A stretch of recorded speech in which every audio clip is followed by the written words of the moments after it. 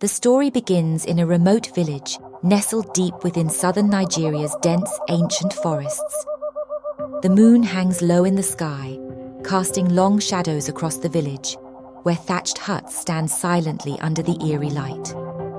The villagers are asleep, but the air is heavy with an unsettling stillness. Not a single creature stirs, and the silence is broken only by the distant hoot of an owl. But within one hut, an elderly man sits by a dim fire.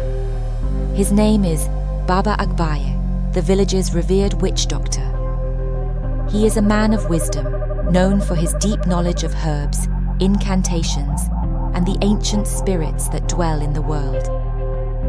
Baba Agbaye's face is a map of wrinkles, each line telling a story of battles fought against the dark forces that have plagued the village for generations.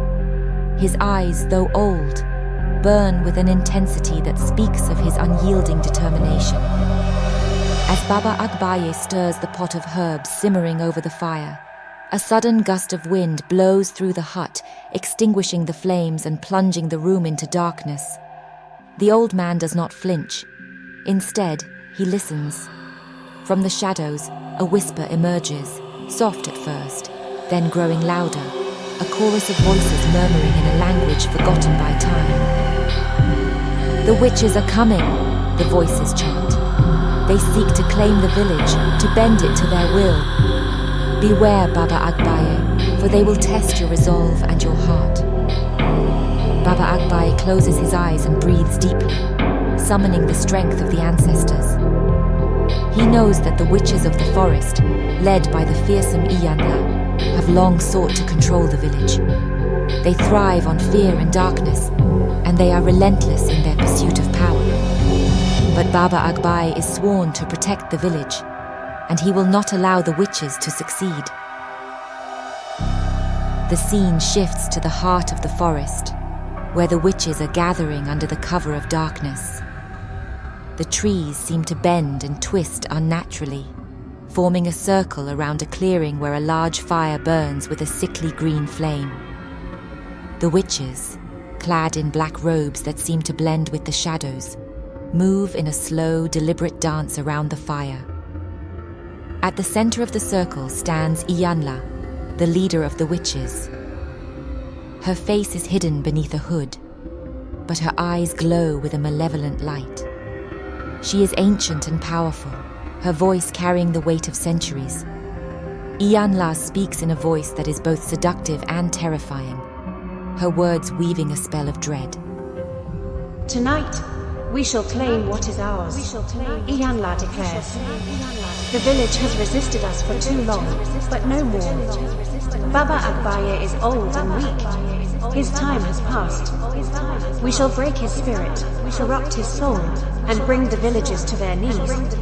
By dawn, the village will belong to us."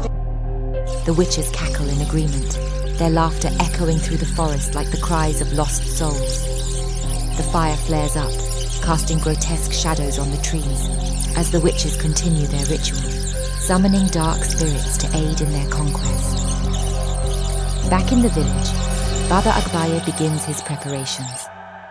He knows that the battle ahead will be unlike any he has faced before.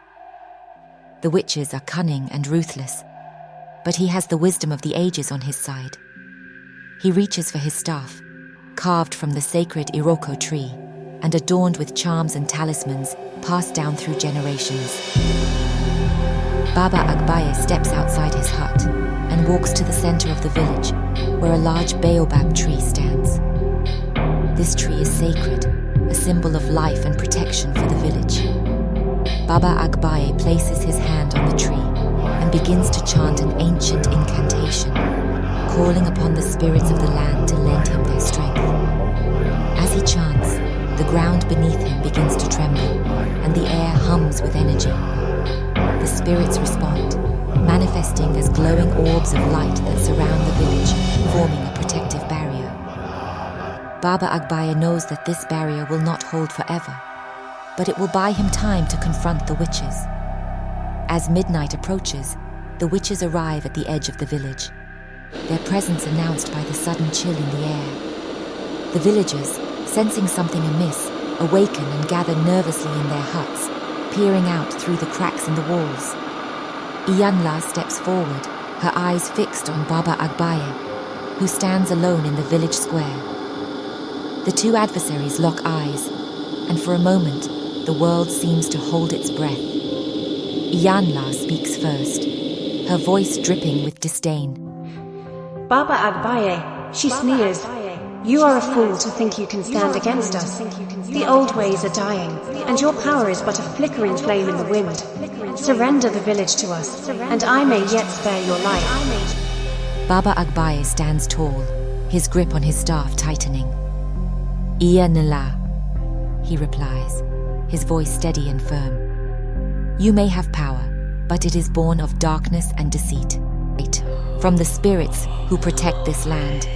You will not take this village as long as I draw breath. With a wave of her hand, Iyanla commands the witches to attack. They surge forward, their forms twisting and contorting as they summon dark magic to break the protective barrier. Baba Agbaye raises his staff and calls upon the spirits, who respond with a surge of energy that pushes the witches back.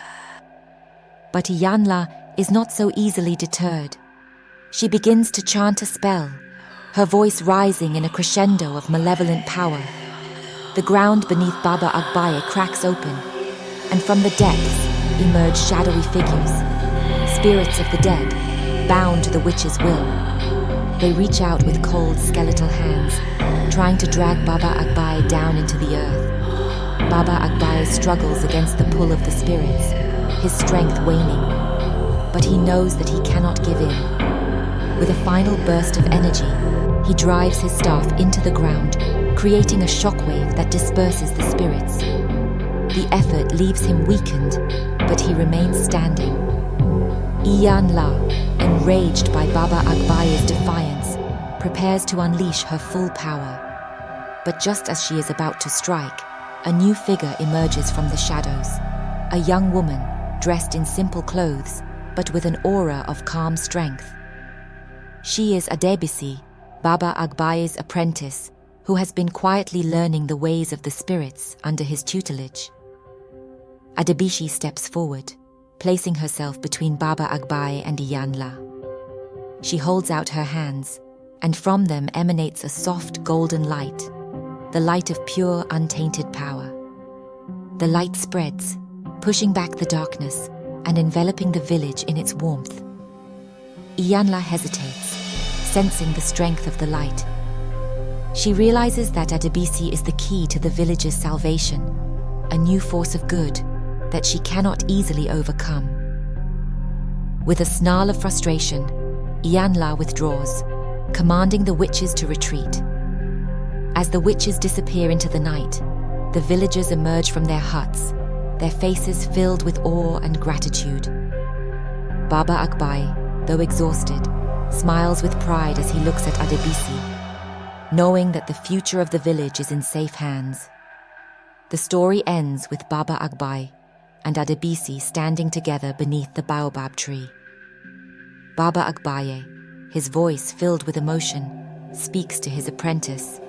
Adebisi, he says, "You have shown great courage tonight. The spirits have chosen you as their guardian, and I am proud to pass on my knowledge to you.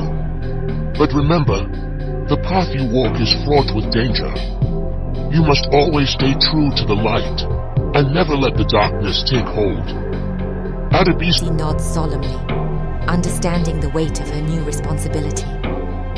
She kneels before Baba Agbaye and swears an oath to protect the village, to honor the spirits, and to fight against the forces of darkness, no matter the cost.